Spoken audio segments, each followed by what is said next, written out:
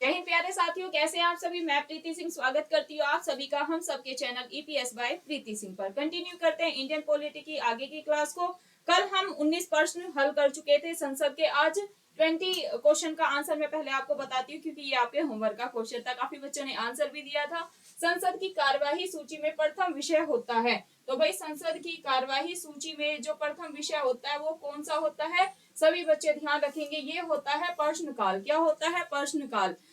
Exam में UPPCS में यह क्वेश्चन ऑलरेडी पूछा जा चुका है। और सेकंड क्वेश्चन कैसे बना था आपसे, शून्यकाल से भी मैंने देखा कि यूपीपीसीएस में कई बार क्वेश्चन बना है। पूछ लेते हैं शून्यकाल कब से कब तक होता है। तो ध्यान देंगे सभी, 12 से 1 बजे के बीच में। क्या भाई? 12 से 1 बजे तक क्या चलता है? ये चलता है शून्यकाल। क्या? 12 से 1 डायरेक्ट क्वेश्चन बनता है एग्जाम में। आपको दे देंगे 11 से 12, 12 से 1, 1 से 2, 2 से 4। तो आपको आंसर क्या लगाना है कि जो भाई शून्यकाल है वो 12 से 1 बजे तक चलता है, मतलब कि 1 घंटे का होता है शून्यकाल। नेक्स्ट क्वेश्चन पे मूव करते हैं।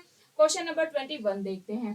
क्वेश्चन नंबर 21 पे फोकस करेंगे। कौन सी प्रथा संसदीय प्रणाली को भारत की देन है? कौन सी प्रथा संसदीय प्रणाली को भारत की देन है? शून्यकाल है, कटौती प्रस्ताव है, सी ऑप्शन है स्थगन प्रस्ताव है, डी ऑप्शन है मंत्रालयों की मांगों का गिलोटिन किया जाना। यूपीएससी 1992 में यह क्वेश्चन पूछा जा चुका है। तो जो 21 का हमारा आंसर है वो है ए। भाई जो शून्यकाल है यह प्रथा संसदीय प्रणाली को भारत की देन है। ये आपको ध्यान रखना है। यूपीएससी में यह क्वेश्चन ऑलरेडी पूछा जा चुका है सन 1992 में। नेक्स्ट क्वेश्चन पे मूव करते हैं। क्वेश्चन नंबर 22 पर आ चुके हैं। संसद के किसी सदस्य की सदस्यता तब समाप्त समझी जाती है यदि वह बिना सदन को सूचित किए, बिना सदन को इंफॉर्मेशन दिए अनुपस्थित रहता है। कितने दिन अनुपस्थित रहता है? आपको टाइम पीरियड बताना है। 60 दिन तक अनुपस्थित रहता है, 90 दिन तक अनुपस्थित रहता है, 120 दिन तक रहता है, या 150 दिन तक रहता है। यह क्वेश्चन देखिए आप, यूपीएससी 1990 में, एमपी पीसीएस और यूपीपीसीएस में भी कई बार पूछा जा चुका है। तो भाई जो इसकी समय अवधि है वो कितनी तय की गई है? इसका आंसर होगा 22 का ए, 60 दिन तक। ध्यान देंगे, संसद के किसी सदस्य की सदस्यता तब समाप्त हो जाती है यदि वह संसद में इंफॉर्मेशन दिए कि भाई होता है ना, पहले इंफॉर्मेशन देनी होती है कि भाई हम 1 महीना नहीं आएंगे, 2 महीना नहीं आएंगे। अगर वो 3 महीने मतलब कि 60 दिन तक संसद में बिना इंफॉर्मेशन दिए भाई छुट्टी कर लेता है या नहीं आता है, संसद में अनुपस्थित रहता है, तो भाई जो उसकी सदस्यता है, जो उसकी मेंबरशिप है, उसको निलंबित किया जा सकता है। कई बार यह और भी कॉम्पिटेटिव एग्जाम में इंडियन पॉलिटी में क्वेश्चन पूछा गया है। नेक्स्ट क्वेश्चन पे फोकस करते हैं। 23, एक वर्ष में कम से कम कितनी बार संसद की बैठक होना आवश्यक है? 1 बार, 2 बार, 3 बार, 4 बार। यूपीपीसीएस 1993 में, 1995 और 1993 में भी यह क्वेश्चन पूछा गया है। तो 23 का जो हमारा आंसर है वो होगा बी। भाई एक वर्ष में कम से कम कितनी बार संसद की बैठक होनी चाहिए? कम से कम तो 2 बार होनी ही चाहिए। नेक्स्ट क्वेश्चन पे मूव करते हैं। नेक्स्ट क्वेश्चन देखिएगा, क्वेश्चन नंबर 24। भारत के संविधान में निम्नलिखित में से क्या कथित कथित है? राष्ट्रपति संसद के किसी भी सदन का सदस्य नहीं होता। संसद मतलब जो सेकंड ऑप्शन है, ऐसे ना यूपीपीसीएस में क्वेश्चन बनते हैं। संसद राष्ट्रपति और 2 सदनों से मिलकर बनेगी। अब इसमें आपको ऐसे देंगे कि निम्नलिखित कूट में से सही उत्तर को चुनना है। भाई क्या 1 और 2 दोनों सही है, दूसरा सही है, ऐसे करके एग्जाम में क्वेश्चन आते हैं। कोई नहीं है इसमें 1 या 2 दोनों सही है, केवल 1 सही है, केवल 2 सही है। यूपीएससी एग्जाम 1997 में यह क्वेश्चन पूछा गया है। क्वेश्चन नंबर जो 24 है इसका आंसर होगा डी, केवल 2। भाई राष्ट्रपति संसद के किसी भी सदन का सदस्य नहीं होगा, यह गलत है। ठीक है, संसद राष्ट्रपति और 2 सदनों से मिलकर बनेगी। तो ये तो मैं आपको समझा चुकी हूँ। जो हमारी संसद है, पार्लियामेंट है, वो किस किस से मिलकर बनी है? ध्यान देंगे सभी बच्चे। भाई वो मिलकर बनी है राष्ट्रपति जी से। किससे भाई? राष्ट्रपति जी से। राष्ट्रपति से, लोकसभा से, एलएस लिख देते हैं लोकसभा, और आरएस लिख देते हैं राज्यसभा से मिलकर बनी है। यह आ जाएगी। संसद के कितने अंग होते हैं? तो भी आपको 3 लगाने हैं कि भाई संसद के मैम ने बताया था 3 अंग होते हैं, राष्ट्रपति, राज्यसभा, लोकसभा। लेकिन अगर पूछ लिया जाए कि संसद के कितने सदन होते हैं, तो आपको आंसर लगाना है कि संसद के 2 सदन होते हैं। कौन कौन से होते हैं? लोकसभा और राज्यसभा। लोकसभा प्रिय सदन है और राज्यसभा को अन्य किस नाम से जाना जाता है, सभी कमेंट में आंसर देंगे क्योंकि मैं थ्योरी में ऑलरेडी आपको अच्छे से समझा चुकी हूँ। नेक्स्ट क्वेश्चन पे मूव करते हैं, तो इसका आंसर होगा डी, केवल 2 सही है। यूपीएससी 1997 में क्वेश्चन पूछा गया है। क्वेश्चन नंबर 25 पे मूव करते हैं। आज की क्लास में हमें 40 क्वेश्चन कवर करने हैं। संसद आज की क्लास में आपका पूरा कवर हो जाएगा, ठीक है। तो सभी को अंत तक क्लास को देखना है, बंक मार के नहीं भागना किसी को भी, ध्यान देंगे भाई। क्वेश्चन नंबर 25 पे, निम्न विधेयकों में से किसका एक भारतीय संसद के दोनों सदनों द्वारा अलग अलग विशेष बहुमत से पारित होना आवश्यक है? किसका बताएंगे? साधारण विधेयक, बी आपको ऑप्शन दिया जाएगा एग्जाम में, धन विधेयक, सी दिया जाएगा वित्त विधेयक और डी है संविधान संशोधन विधेयक। यूपीएससी सन 2003 में यह क्वेश्चन पूछा जा चुका है। तो क्वेश्चन नंबर 25 का हमारा आंसर होगा डी, संविधान संशोधन विधेयक। नेक्स्ट क्वेश्चन पे मूव करेंगे। क्वेश्चन नंबर 26 पर आ चुके हैं। सांसदों के वेतन का निर्णय कौन करता है? बहुत ही ज्यादा महत्वपूर्ण क्वेश्चन है, कई बार एग्जाम्स में पीसीएस, यूपीएससी, बाकी भी कॉम्पिटेटिव एग्जाम में क्वेश्चन पूछा गया है। देखिए एसएससी 1999 में भी पूछा गया है। सांसदों के वेतन का निर्णय, डिसीजन कौन लेता है कि सांसद को कितना वेतन दिया जाएगा? संसद, केंद्रीय मंत्रिपरिषद, राष्ट्रपति, लोकसभा अध्यक्ष। तो 26 का हमारा जो आंसर होगा वो है ए, पार्लियामेंट इसका डिसीजन लेती है। नेक्स्ट क्वेश्चन पे मूव करते हैं। क्वेश्चन नंबर 27, संसद के कुल सदस्यों का कितना भाग वैधानिक चैम्बर की मीटिंग बुलाने के लिए आवश्यक घन पूर्ति कोरम है? बताए, 1/10 है, 1/6 है, 1/4 है या 1/3 है? आरआरबी सन 2003 में यह क्वेश्चन पूछा गया है, पहले भी और आगे भी पूछा जा सकता है। तो क्वेश्चन नंबर 27 का हमारा आंसर होगा ए, 1/10। काफी महत्वपूर्ण क्वेश्चन है और डिफिकल्ट क्वेश्चन कहेंगे इसे हम। नेक्स्ट क्वेश्चन पे मूव करते हैं। क्वेश्चन नंबर 28, संसदीय प्रणाली वाली सरकार को अन्य किस नाम से जाना जाता है? अनुक्रियाशील सरकार के नाम से जाना जाता है, उत्तरदायी सरकार के नाम से जाना जाता है, संघीय सरकार के नाम से जाना जाता है या राष्ट्रपतीय सरकार के नाम से जाना जाता है? एसएससी 1999 में यह क्वेश्चन ऑलरेडी पूछा जा चुका है। तो भाई आंसर इसका क्या होगा? 28 का जो हमारा आंसर होगा वो होगा सी, क्या? संघीय सरकार। ध्यान देंगे, संसदीय प्रणाली वाली सरकार को अन्य किस नाम से जाना जाता है? तो सीधा सा आंसर आप सभी लगा देंगे, संघीय सरकार के नाम से जाना जाता है। नेक्स्ट क्वेश्चन पे सभी मूव करेंगे। क्वेश्चन नंबर 29 पर आ चुके हैं। भारत की संसद के बारे में निम्नलिखित में से भाई क्या सही नहीं है? देखिए डियर स्टूडेंट, आपको क्वेश्चन को एग्जाम में अच्छे से पढ़ना है, ठीक है, हाइपर नहीं होना है, क्योंकि एग्जाम में यही गलती होती है, आप सही है पूछा है या नहीं है इस पे ध्यान नहीं देते हैं जल्दबाजी में, और वहीं से हमारा एक एक दो नंबर से सिलेक्शन रुक जाता है और घर पे आके बहुत ज्यादा पछतावा होता है कि यार हमने नहीं है, कैसे नहीं पढ़ा। और उस क्वेश्चन का सबसे ज्यादा दुख होता है जो हमें आता है और सिली मिस्टेक के कारण हम गलत करके आ जाते हैं। तो जब भी जैसे स्टेट लेवल पीसीएस और यूपीएससी का पेपर तो अभी भी भाई ऑफलाइन ही होता है, तो जो नहीं है ना उसको आप सबसे पहले क्वेश्चन में सर्कल कर लेंगे तो हमें ध्यान रहेगा कि भाई नहीं है पूछा। अब देखिएगा इस क्वेश्चन को आराम से पढ़ेंगे। भारत की संसद के बारे में हमें बताना है निम्नलिखित में से क्या सही नहीं है। 3 जो स्टेटमेंट है वो राइट है, हमें फाइंड आउट क्या करनी है जो नहीं है। ध्यान देंगे भाई, राष्ट्रपति, लोकसभा और राज्यसभा से मिलकर संसद बनती है, क्या ये स्टेटमेंट गलत है? मैं आपको करा चुकी हूँ। नेक्स्ट है, लोकसभा में मनोनीत सदस्य नहीं होते हैं। सी है, राज्यसभा को भंग नहीं किया जा सकता है। और डी है, राज्यसभा के कुछ सदस्य राष्ट्रपति द्वारा नाम निर्देशित होते हैं।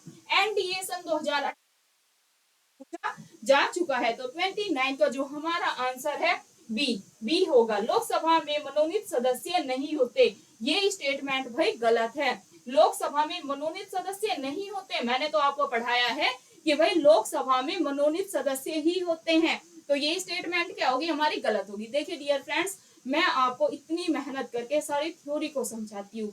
थ्योरी क्यों समझाती हूँ कि अगर आपकी थ्योरी क्लियर है, अगर आपके सारे कॉन्सेप्ट क्लियर है, तो भाई एग्जाम में कितनी भी बड़ी स्टेटमेंट में करके क्वेश्चन आ जाए, कितना ही डिफिकल्ट आ जाए, कितना भी एग्जामिनर क्वेश्चन की लैंग्वेज को घुमा दे, आपका गलत नहीं होगा। गलती कब होती है? जब हम थ्योरी को अच्छे से नहीं समझते। अब समझेंगे इस क्वेश्चन को कि राष्ट्रपति लोकसभा और राज्यसभा से संसद बनती है। मैंने आपको कितनी बार बताया है कि जो संसद है हमारी इंडियन पार्लियामेंट है वो किस किस से मिलकर बनी है?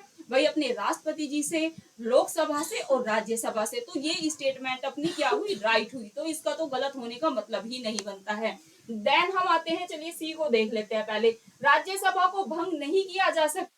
भाई राज्यसभा को भंग नहीं किया जा सकता, मैं कितनी बार करा चुकी हूँ भाई। सही बात है, ये राज्यसभा को कभी भी भंग नहीं किया जा सकता, क्योंकि राज्यसभा क्या है? अपना राज्यसभा है स्थायी सदन। क्या भाई? राज्यसभा अपना स्थायी सदन है, और जो लोकसभा है वो अपना अस्थायी सदन है। उसको भी कभी भी भंग किया जा सकता है, लेकिन राज्यसभा को कभी भी भंग नहीं किया जा सकता है। ये अपने सभी को माइंड में बैठा लेना है, गलती नहीं करनी है एग्जाम में।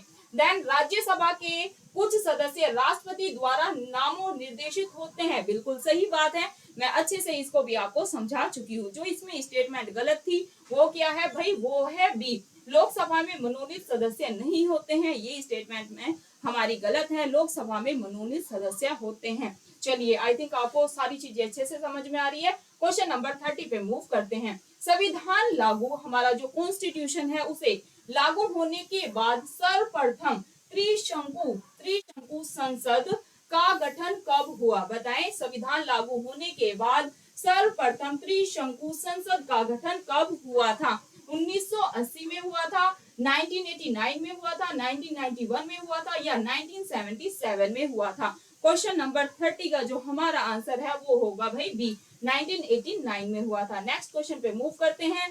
क्वेश्चन नंबर 31 पर आ चुके हैं, सभी बच्चे ध्यान देंगे, काफी महत्वपूर्ण क्वेश्चन है। अस्थाई अस्तित्व में रही, बताएं अस्थाई जो संसद है वो भारत में कब तक अस्तित्व में रही थी? 25 जनवरी 1950 तक रही थी, 31 दिसंबर 1950 तक रही थी, 18 सितंबर 1951 तक रही थी, या 17 अप्रैल 1952 तक रही थी? क्वेश्चन नंबर 31 पर हम आ चुके हैं, इसका आंसर होगा हमारा डी, 17 अप्रैल 1952 तक भाई रही थी। क्वेश्चन नंबर 32 पर आ चुके हैं। भारत की पार्लियामेंट, भाई इंडियन पार्लियामेंट की बात हो रही है, का उद्घाटन हुआ था? काफी महत्वपूर्ण क्वेश्चन है, एग्जाम में आपको पूछा जा सकता है। 1917 में हुई थी जो भारत की पार्लियामेंट है, उसका उद्घाटन कब हुआ था? भाई 1917 में हुआ था, 1927 में हुआ था, 1937 में हुआ था, या 1947 में हुआ था? तो जो इसका हमारा आंसर होगा वो है भाई बी, 1927 में हुआ था। नेक्स्ट क्वेश्चन पे मूव करते हैं। क्वेश्चन नंबर 33 पर आ चुके हैं, सभी बच्चे फोकस करेंगे। संसद के दोनों सदन, क्या भाई संसद के दोनों सदन मतलब कि लोकसभा और राज्यसभा की बात हो रही है, का सत्रावसन कौन करता है? भाई संसदीय मामलों के मंत्री करते हैं, राष्ट्रपति करते हैं, उपराष्ट्रपति जी करते हैं, या लोकसभा के अध्यक्ष करते हैं? क्वेश्चन नंबर 33 का जो हमारा आंसर है वो होगा बी। ध्यान देंगे दोबारा, संसद के दोनों सदनों का सत्रावसन कौन करता है? राष्ट्रपति जी करते हैं, कंफ्यूज नहीं हो जाना कभी, लोकसभा अध्यक्ष लगा के आ जाओ, इन दोनों में ही कंफ्यूजन रहता है। बच्चे दो को तो एलिमिनेट कर देते हैं, जैसे कि भाई संसदीय मामलों के मंत्री, इसका तो कोई मतलब ही नहीं बनता।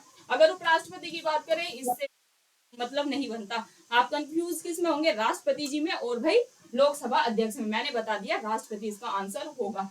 नेक्स्ट क्वेश्चन पे मूव करते हैं, 34 पर आ चुके हैं, और ऐसे स्टेटमेंट में भाई यूपीएससी और स्टेट लेवल पीसीएस में बहुत ज्यादा क्वेश्चन बनते हैं।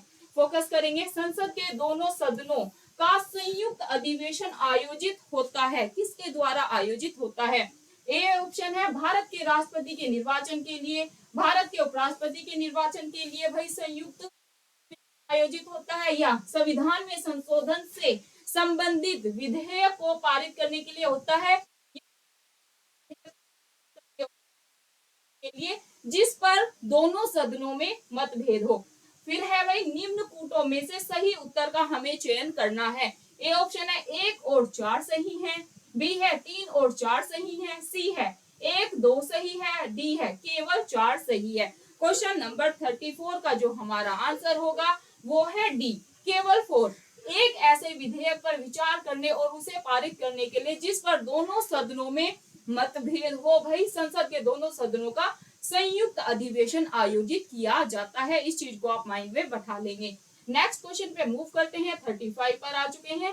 साधारण विधेयक से संबंधित गतिरोध को दूर करने के लिए संसद के दोनों सदनों की संयुक्त बैठक कौन बुलाता है? अब ये है सिंपल सा क्वेश्चन, इस संयुक्त बैठक को भाई बुलाता कौन है, ये आपको ध्यान रखना है।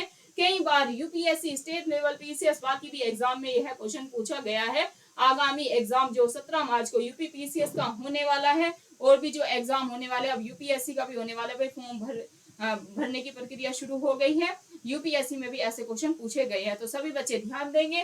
साधारण विधेयक से रिलेटेड गतिरोध को दूर करने के लिए संसद के दोनों सदनों की जो संयुक्त बैठक है, मतलब कि लोकसभा और राज्यसभा की संयुक्त बैठक को कौन बुलाता है?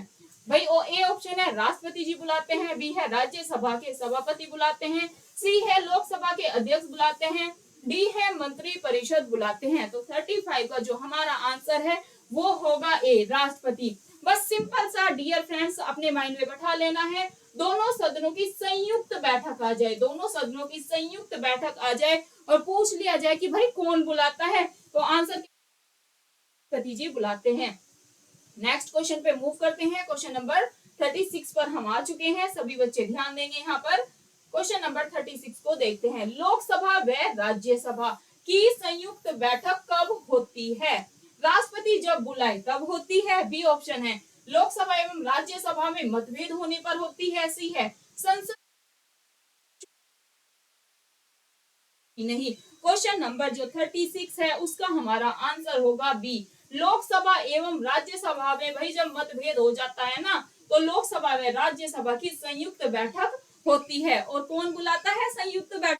तो राष्ट्रपति जी बुलाते हैं, ये चीज आपको ध्यान रखनी है। नेक्स्ट क्वेश्चन पे मूव करते हैं। 37 पर आ चुके हैं। संसद के दोनों सदनों के साथ साथ बैठने पर निम्न होता है। भारत के उपराष्ट्रपति का चुनाव होता है, संविधान संशोधन करना होता है, देन एक बिल जिस पर दोनों सदन सहमत हो उस पर विचार करने के और पास होना होता है, या भारत के राष्ट्रपति का चुनाव। 37 का जो हमारा आंसर है वो होगा भाई सी, एक बिल जिस पर दोनों सदन सहमत न हो, भाई सहमत न हो उस पर विचार। नेक्स्ट क्वेश्चन पे मूव करते हैं। 38 पर आ चुके हैं। यदि किसी सामान्य विधेयक पर राज्यसभा प्लस लोकसभा के बीच गतिरोध आता है तो उसका समाधान कौन करेगा? गतिरोध हो जाए तो समाधान, ठीक है, तो बताए कौन करेगा? राष्ट्रपति जी, मंत्री परिषद, संसद का संयुक्त सत्र या उच्चतम न्यायालय। क्वेश्चन नंबर जो 38 है उसका हमारा आंसर होगा संसद का संयुक्त सत्र। तभी तो भाई बैठक बुलाई जाती है। कौन बुलाते हैं संयुक्त अधिवेशन को? कौन बुलाता है? तो भाई राष्ट्रपति जी बुलाते हैं। कब? भाई जब गतिरोध हो जाता है। यदि किसी सामान्य विधेयक पर राज्यसभा और लोकसभा के बीच गतिरोध हो जाता है तो उसका समाधान कौन करेगा? संयुक्त सत्र होता है, तो फिर समाधान हो जाता है। नेक्स्ट क्वेश्चन पे मूव करेंगे। 39 पर हम पहुंच चुके हैं, ध्यान देंगे सभी बच्चे। स्वतंत्र मतलब कि आजाद भारत के संसदीय इतिहास में संयुक्त बैठक अधिवेशन बुलाई गई है। जब से भारत आजाद हुआ है तो कितनी बार जो संयुक्त बैठक है उसको बुलाया गया है? कई बार एग्जाम में यह क्वेश्चन बना है, तो भाई बहुत ही ज्यादा महत्वपूर्ण है। कंफ्यूजन हो जाता है 2 और 4 में, ठीक है। 2 बार बुलाई गई है, 4 बार बुलाई गई है, 3 बार बुलाई गई है या 5 बार बुलाई गई है, तो बहुत कंफ्यूजिंग क्वेश्चन है। इसका जो हमारा आंसर होगा वो है 3 बार, ठीक है। भाई 2 को एलिमिनेट कर दो, 4 को भी कर दो, 5 को भी कर दो, आंसर क्या लगा के आ जाओगे? आंसर लगा के आओगे 3 बार। ध्यान देंगे दोबारा, स्वतंत्र भारत के संसदीय इतिहास में अभी तक, बस ध्यान रखें, जो संयुक्त बैठक है ना आजादी के बाद, कितनी बार बुलाई गई है? भाई 3 बार बुलाई गई है। नेक्स्ट क्वेश्चन पे मूव करते हैं, जो कि आज का लास्ट क्वेश्चन है और ये है आपके होमवर्क का क्वेश्चन। और आज की क्लास में हमारा पूरा संसद खत्म हो चुका है, 3 क्लास लगी है भाई संसद की। ध्यान देंगे, क्या राष्ट्रपति या उपराष्ट्रपति संयुक्त अधिवेशन की अध्यक्षता करते हैं? आपको हाँ या ना में जवाब देना है। ए ऑप्शन है हाँ, बी है कभी नहीं, यदि संसद ऐसा चाहे तब, या इनमें से कोई नहीं। आप सभी का ये होमवर्क का क्वेश्चन है, तो सभी ऑफलाइन कमेंट करके आंसर जरूर देना। अगर आप इसका आंसर नहीं कर पाते हैं तो इंडियन पॉलिटी का जो हम नेक्स्ट टॉपिक करेंगे उसमें पहले मैं आपको इसका आंसर बताऊंगी, फिर आगे की कंटिन्यू करेंगे इंडियन पॉलिटी की क्लास। डियर फ्रेंड्स, संसद का आज की क्लास में हमारे टॉपिक खत्म हो चुके हैं। मैंने संसद आपको पहले थ्योरी समझाया, अच्छे से सारे कॉन्सेप्ट आपके क्लियर करवाए थे, फिर हमने क्वेश्चन लगाए। आपको हर सब्जेक्ट को ऐसे ही पढ़ना है। पहले आपको थ्योरी को समझना है, चाहे आप हिस्ट्री की ले लो, आप ज्योग्राफी ले लो सब्जेक्ट, आप इन्वायरमेंट ले लो, आप कोई सा भी सब्जेक्ट ले लो, पहले आपको हर टॉपिक को समझना है।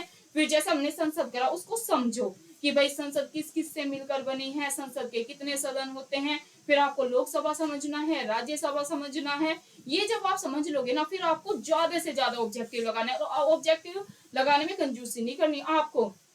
अगर आप यूपीपीसीएस के एग्जाम की तैयारी करें ना, तो आपको सारे ऑब्जेक्टिव लगाने। आप ये देखें कि भाई संसद में बीपीएससी के भी ऑब्जेक्टिव लगा लो, आप एमपीपीएससी के भी लगा लो, जितने भी मिलते हैं ना आपको, जहां से भी मिलते हैं, तो ऑब्जेक्टिव लगाने हैं ज्यादा से ज्यादा प्रश्न हल करते हैं ना, तो हमारा टॉपिक बहुत अच्छे से क्लियर हो जाता है। और जो एग्जाम में हमारे सिली मिस्टेक के कारण एक एक दो नंबर से सिलेक्शन रुकता है, वो नहीं रुकेगा।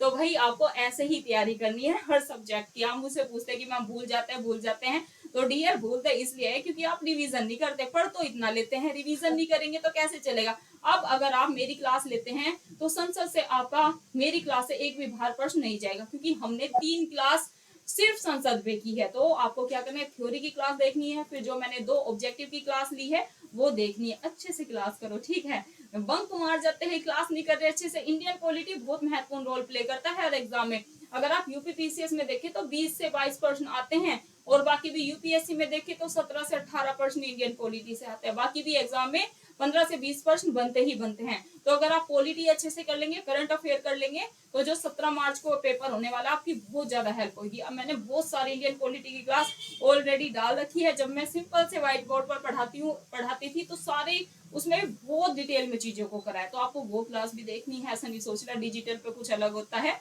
बस ये है कि जो लिखने का है ना वो काम थोड़ा बच जाता है, क्योंकि उस पर बहुत ज्यादा हार्डवर्क लगता है। 3 से 4 घंटे तो वही लिखने में। हार्डवर्क इस पे भी है, इस पे हमें वही पीपीटी बनानी होती है, क्वेश्चन हिंदी में टाइप करना बहुत ही डिफिकल्ट काम है। यही 40 क्वेश्चन तैयार करने में 2.5 से 3 घंटा निकल जाता है। टाइप करो, है ना, और फिर उसकी तैयारी करना है ना। एक टीचर जब आता है ना, बहुत तैयारी के साथ आता है। एक क्लास को तैयार करने में 40 मिनट की भाई 4-5 घंटे का एफर्ट होता है। तो प्लीज उस चीज को आप अप्रिशिएट करें। मैम का एफर्ट अच्छा लगे, पढ़ाने का तरीका अच्छा लगे, तो बस हाथ जोड़ के यही रिक्वेस्ट है डियर फ्रेंड्स, प्लीज वीडियो को लाइक करें और ज्यादा से ज्यादा शेयर करें। गांव गांव तक अपनी एजुकेशन की वीडियो पहुंचनी चाहिए। जिन भी बच्चों का सपना है, जो पुअर फैमिली से बिलोंग करते हैं और उनके पेरेंट्स का उनका सपना है एक सरकारी नौकरी पाने का, ताकि हम उसमें थोड़ा सा सहयोग कर पाए और वो सबसे बताए कि भाई हमने प्रीति मैम से पढ़ा था और भाई हमारे बहुत सारे क्वेश्चंस सोल्व हुए हैं। अगर आप इंडियन पॉलिटी मुझसे कर लेते हैं तो भाई मैं 100% गारंटी ले रही हूँ कि एक भी प्रश्न बाहर नहीं जाएगा, क्योंकि मैंने यूपीएससी, बीपीएससी और अपना यूपीपीसीएस के क्वेश्चन 10-10 साल के सोल्व कर रखे हैं। बहुत ही हार्ड वर्क लगा है उन्हें सोल्व करने में। तो सारी चीजें मुझे पता है कि भाई कहाँ कहाँ से क्वेश्चन बने हैं। भाई मेरा यूपीपीसीएस में खुद 2 नंबर से रह रखा है, तो मुझे बहुत ही अनुभव है। उस अनुभव के साथ ही मैं आपको टीचिंग कर रही हूँ, मैं आपको पढ़ा रही हूँ। तो इस चीज को आप ज्यादा से ज्यादा फैलाए प्लीज, ताकि हम और बच्चों की भी एजुकेशन में हेल्प कर पाए। क्योंकि डियर सबके पास इतना रुपया नहीं होता कि भाई वो दिल्ली में आए, रूम ही ले पढ़ाई के लिए बहुत बड़ी बात है। अगर वो सेल्फ स्टडी भी करते हैं, कोचिंग के लिए आएंगे फिर रूम लेंगे, तो लगा लो 3 से 4 लाख रुपए का खर्चा जेब में होंगे तब आएंगे। नहीं तो बहुत सारे बच्चे भाई गाँव में रहकर ही तैयारी करते हैं, क्योंकि इतना विरोध सबका नहीं होता। ठीक है, तो हमें उस चीज को करना है कि आज यूट्यूब ऐसा माध्यम है कि आप दिल्ली आए बिना ही सेल्फ स्टडी से अपनी तैयारी को बहुत अच्छे से कर सकते हैं। तो आप क्या करें भाई, अपने फोन में नेट रिचार्ज करा ले जैसे भी महीने का, और आपको पढ़ाई करनी है अच्छे से। वीडियो को मैं ये नहीं कह रही कि आप वैसे देखें डाउनलोड कर लें, है ना। वीडियो को बस पूरा देखना है आपको, ठीक है। वीडियो को पूरा देखें, स्पीड पे देख ले, ठीक है। अगर आप वैसे भी देख रहे हैं, आपको डाउनलोड करके नहीं रखना है, तो स्पीड पे 1.5 पे देख ले।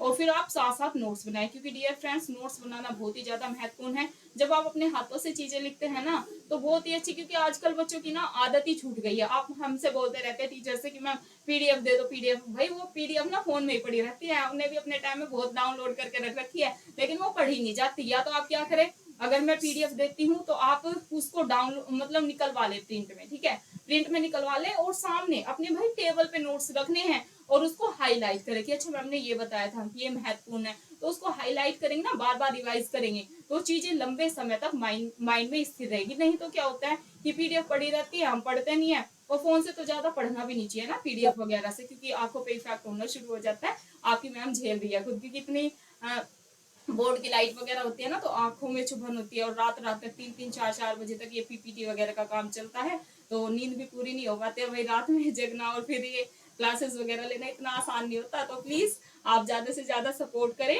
और जैसे आपने आज तक अपना साथ और सहयोग बना के रखा है, आपकी वजह से ही आज अपनी 174 के फैमिली हो गई है 1,74,000 की, और आप ही हैं जो इस फैमिली को आगे लेके जाएंगे। और बच्चों को प्लीज जोड़ो, जैसे ग्रुप होते हैं टेलीग्राम पे, वहां पर वीडियो को शेयर कर दें, आप फेसबुक पे शेयर कर सकते हैं, और बच्चे भी आ जाएंगे, उनकी भी हेल्प हो जाएगी। धन्यवाद, मिलते हैं आपको नेक्स्ट क्लास में। वीडियो अच्छी लगे वीडियो को लाइक करें, अगर आप चैनल पर नए हैं अपने ईपीएस बाय प्रीति सिंह पर, तो चैनल को सब्सक्राइब कर लेंगे, और बेल आइकन याद से दबा ले, उससे क्या होगा जब भी मैं अपनी वीडियो डालूंगी तो सबसे पहले नोटिफिकेशन जाएगा आपके पास। और मैं यही चाहती हूँ मेरी एजुकेशन की वीडियो सबसे पहले मेरे स्टूडेंट्स के पास जाए, ताकि वो कक्षा का भरपूर लाभ उठाए। और सिर्फ आपको कक्षा का भरपूर लाभ नहीं उठाना है, वीडियो को ज्यादा से ज्यादा शेयर करें, ताकि एजुकेशन में और भी बच्चों की हम मदद कर पाए। धन्यवाद, मिलते हैं आपको नेक्स्ट क्लास में। शुक्रिया।